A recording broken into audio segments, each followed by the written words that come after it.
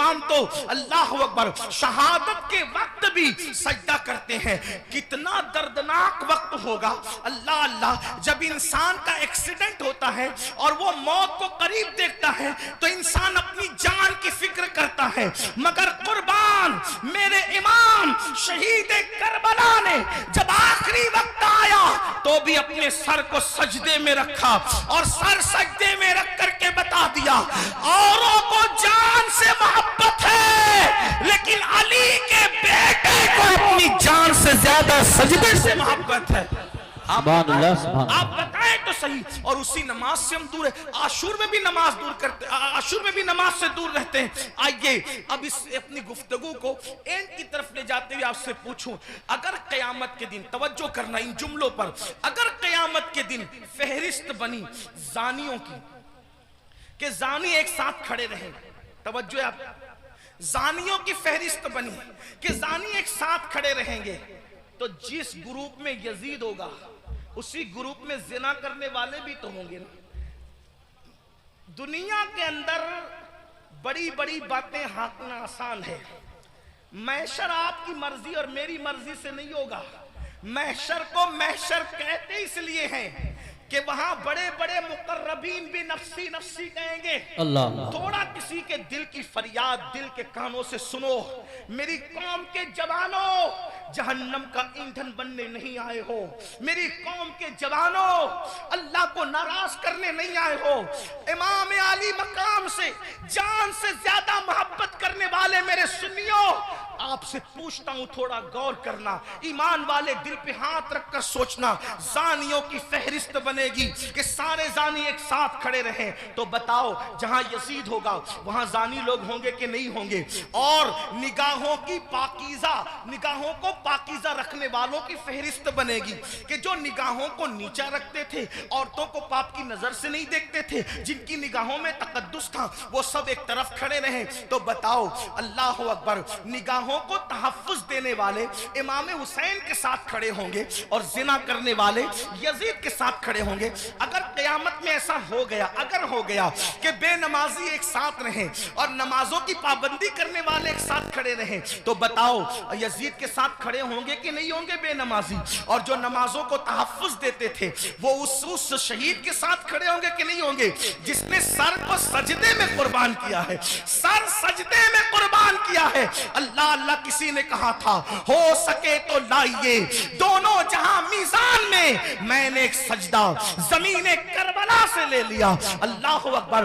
बताओ मुसलमानों, तो पता चला ये नजरियात की जंग है, ये नजरियात की जंग है। अब से पूछूं, जंग में जब इंसान जाता है, जंग में जब इंसान जाता है फौज लेकर जाता है, बहन लेकर नहीं जाता। जंग में इंसान जाता है फौज लेकर जाता है, बीबियां लेकर नहीं जाता। जंग में इंसान जाता है, अल्लाह अकबर, फौज लेकर जाता है, सौतेले भाई लेकर नहीं जाता। जंग में इंसान जाता है 6 महीने का बच्चा लेकर नहीं जाता। इमाम आप जंग में भी जा रहे हैं, और कुछ लोग तो कहते हैं कि चलो इत्तेफाकी हादसा हो गया। इत्तेफाकी हादसा आपके मौर्रिखीन के लोगों के लिए कहने को है, वरना रसूलुल्लाह के घर का बच्चा बच्चा जानता था। आका ने इतनी तफसील से करबला बयान की थी। इब्ने अब्बास कहते हैं कि नबी के घर के बच्चे बच्चे को पता था कि हुसैन मैदान करबला में खड़े जब वो शहीद होंगे। जंगे सिफ़ीन के मौके पर मौलाए कायनात जब करबला के करीब से गुजरे तो रोए, फरमाया यहाँ हुसैन के ऊंट बैठेंगे, यहाँ उनके कजावे रखे जाएंगे। यानी कितनी तफसील मालूम थी खानदान रसूल को कि ऊंट कहाँ बैठेंगे वो भी पता है, खैमे कहाँ लगेंगे वो भी पता है, कजावे कहाँ रखे जाएंगे वो भी पता है। आप कहते हैं हादसा हो गया, लेकिन ये हकायक है, सच्चाई है। इमाम आप जंग के लिए जा रहे हैं, लेकिन बीबियां ले जा रहे हैं, जंग के लिए जा रहे हैं, बहनें ले जा रहे हैं, जंग के लिए जा रहे हैं, बेटियां ले जा रहे हैं, जंग के लिए जा रहे हैं, बच्चे ले जा रहे हैं, जंग के लिए जा रहे हैं, सौतेले भाई ले जा रहे हैं। ऐसा क्यों? इमाम गोया के बताएंगे ये तलवारों के टकराने की जंग नहीं, बल्कि ये किरदार की जंग है, ये नजरियात की जंग है। एक तरफ यजीद सौतेली मां को पाप की नजर से देख रहा है, तो हम मैदान में हमें बताएंगे कि सौतेले रिश्ते का तकद्दुस क्या है। आप देखें पूरी दुनिया के अंदर सौतेला रिश्ता हमेशा मशकूक रहा है। आप तवज्जो करें, सौतेला रिश्ता हमेशा मशकूक रहा है। आप नहीं देखते सौतेले रिश्ते का मतलब कुरान की तफासिर उठा करके देखें, इब्ने अब्बास से लेकर साहिब नईमी तक सौतेले रिश्ते का मतलब क्या। हजरत याकूब अलैहिस्सलाम की बीवी जो हजरत यूसुफ अलैहिस्सलाम की सौतेली माँ है, अल्लाह अकबर, वो अपने बेटों को बता रही है, अल्लाह अकबर, के तुम्हारे सौतेले भाई ने ये ख्वाब देखा है। इसी तरह है ना, सौतेले भाई हाथ का पानी छीन करके जमीन पे डाल रहे हैं, सौतेले भाई हाथ की रोटी छीन करके कुत्ते को डाल रहे हैं, सौतेले भाई मार पीट करके कुएं में फेंक रहे हैं। यही तो सौतेला रिश्ता लोग जानते हैं। मगर कुर्बान जाए, इमाम आली मकाम सौतेले भाइयों को करबला में ले जाकर और फिर उनकी वफा का इजहार करके बता रहे, आखिरकार इमाम हुसैन ने सौतेले भाइयों के साथ सुलूक क्या किया होगा कि सौतेले भाई अपनी जान से ज्यादा अपने सौतेले भाई से प्यार कर रहे हैं। कोई किसी पर यूं तो नहीं मरता, कोई किसी से यूं तो प्यार नहीं करता। अब आपसे पूछता हूं, हुसैन पाक का सौतेला भाई सबसे ज्यादा मोतबर बावफा है, जिसे दुनिया गाजी अब्बास के नाम से जानती है। आपसे पूछता हूं, वफा का दूसरा नाम अगर करबला के बाद हमसे कोई पूछे तो हम हजरत गाजी अब्बास का नाम लिया करते। शिमर ने अल्लाह अकबर रिश्तेदारी की वजह से हजरत अब्बास को अमान लिखी, उनके भाइयों को अमान लिखी। तो हजरत अब्बास ने कहा, शिमर तुझ पर भी लानत है और तेरी अमान पर भी लानत है। वल्लाह तूने नबी के शहजादे को अमान नहीं दी, उनको काटना चाहता है, हमें बचाना चाहता है। हुसैन के बाद जिंदा रहने को हम पसंद ही नहीं करते। ये एक सौतेले भाई का जज्बा। अब आपसे पूछता हूं, अगर आप करबलाई है, अगर आप हुसैनी है, तो इस मजमे में अपने दिल में सोचो, आपके सगे भाई के साथ आपका सलूक क्या है। करबला सिर्फ काले कपड़ों का नाम तो नहीं है ना पहनने का। करबला सीना पीटने का नाम नहीं। हमारे दरमियान करबला उसवे मुस्तफा की तफसीर का नाम है। हमारे नजदीक करबला बद्र ओहद के मकसद की तकमील का नाम है। आप समझते क्या है करबला को, लेकिन हमारे अंदर करबला कहाँ है। हमने रस्मी और इसमी करबला को तो देखा, हमने हकीकत करबला को नहीं देखा। बताओ आप और हमारा जज्बा भाई के बारे में क्या है। यही ना, उसका खेत हड़प कर लिया, उसका हिस्सा हजम कर लिया, उस पर केस कर दिया, उसके खिलाफ खड़े हो गए। उसकी बेटी को अच्छे रिश्ते आते तो आपको पसंद नहीं आता, आपको हजम नहीं होता। बताएं तो सही, उसके घर में बेटे ही बेटे पैदा हो तो आपको तकलीफ होती है। ये आपका मामला सगे भाई के लिए, और वहां सौतेले भाई के साथ अंदाज क्या है सरकार गाजी अब्बास के साथ देखें। फिर उसके बाद इमाम अपनी बहन को करबला में लाए। जब इमाम किसी की कोई बात नहीं मानते, तवज्जो करना, जब इमाम किसी की कोई बात नहीं मानते तो सैयदा ज़ैनब खड़ी होकर कहती है, भैया ये कर लो, भैया ये कर लो। बहन की कोई बात नहीं टलती।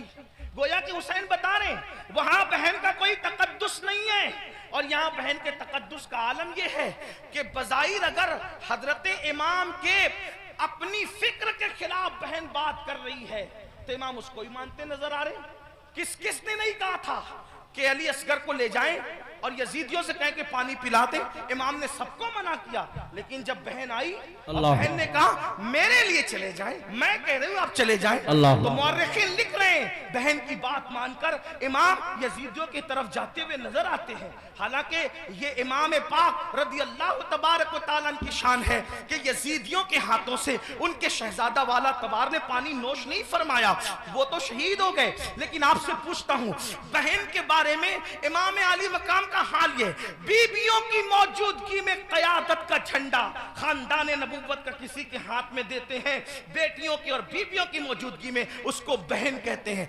बताओ इमाम तो बहन से इतना प्यार करते हैं, हमारा और आपका बहनों के साथ क्या ताल्लुक है, हमारा और आपका बहनों के साथ क्या रिश्ता है। आप बताएं मुझे, अगर बहन घर आ जाए 4 बच्चों को लेकर तो भाई और भाभी बात करते हैं, खिलाएंगे कहां से। हैरत की बात यह है, जिस जिस कौम की सोच फिक्रे हुसैन से इस कदर गिर जाए, फिर क्या उस कौम के लिए ना कहा जाए कि वो नाम के लिए तो हुसैनी बनी है लेकिन अफकार के एतबार से वो कहीं ना कहीं यजीदियत का शिकार है। मेरे आका सल्लल्लाहु अलैहि वसल्लम के दीवानों, जानते हैं बहन का मकाम क्या है, बहन का मर्तबा क्या है? और ये अल्लाह के रसूल अलैहिस्सलाम से सीखा। आका अलैहिस्सलाम की कोई हकीकी बहन न थी, लेकिन जब जंग हुनैन के मौके पर अल्लाहु अकबर, हुनैन के अंदर वाफर मिकदार में, कसीर मिकदार में जब वो गनीमत का माल आया तो उस वक्त तो एक खातून आई और आने के बाद कहा, ए मोहम्मद मैं आपकी बहन हूं, मैं आपकी बहन हूं। हुजूर अलैहिस्सलाम को उस बहन से जुदा हुए तकरीबन कमोबेश आधी सदी बीत चुकी थी। अल्लाह के हबीब अलैहिस्सलाम ने कहा, तुम मेरी बहन हो, नाम क्या है? कहा, मेरा नाम शैमा है, मैं हलीमा की बेटी हूं।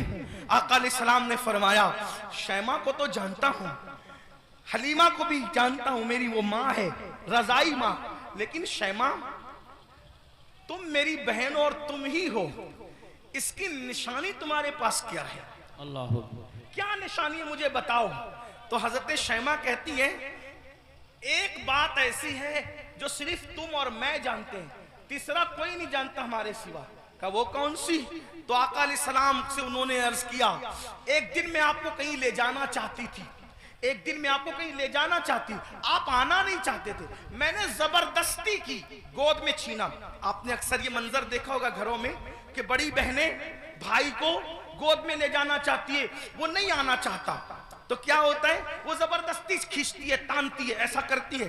तो शैमा कहती है, आप नहीं आना चाहते थे, मैं ले जाना चाहती थी, मैंने जबरदस्ती की, तो आपने मेरे कंधे पर दांत काट लिया था और वो दांत काटने का निशान अब भी मौजूद है। हुजूर अलैहिस्सलाम ने ये सुना तो इतना हंसे अपनी शान के मुताबिक कि हुजूर अलैहिस्सलाम की दाढ़ें नजर आई। और फिर जब ये साबित हो गया कि शैमा यही है, तो आका ने फरमाया, ऐ मेरे सहाबा, शैमा के ससुराल की बकरियां, भेड़े, ऊंट, घोड़े जितने गनीमत में आए हैं, चूंकि ये मेरी बहन है, मैं इसको वापस करता हूं, तुम लोग भी वापस करो। सुभान अल्लाह, नारे तकबीर। फरमाए, बहन का ये इकराम है, हालांकि वो हकीकी बहन नहीं है, वो हकीकी बहन नहीं, रज़ाई बहन है। इकराम देखो, एहतराम देखो, हमारे पास बहन का क्या एहतराम है। अगर बहन जवान हो गई, उसको रिश्ते नहीं आ रहे हैं, तो भाई बोझ समझता है, बोझ समझता है। और जब भाई बोझ समझता है तो वो देखती है कि भाई का मुंह अच्छा नहीं, बाप बोझ समझ रहे, बाप का मुंह अच्छा नहीं, माँ बोझ समझ रही, बाप का मुंह, माँ का मुंह अच्छा नहीं। तो फिर एक बेटी ये फैसला करती है, जिस घर में न भाई अपना हो, न बहनें अपनी हो, न माँ अपनी हो, न बाप अपना हो, सब तो मुंह उतार करके मुझे बोझ समझते हैं, तो फिर वो मजबूरन ये फैसला करती है कि फिर बाहर जहां से प्यार मिल रहा है, प्यार अगरचे धोखे की तौर पे मिल रहा है, अल्लाह हू अकबर, फिर क्यों ना उसी का हाथ पकड़ लिया जाए।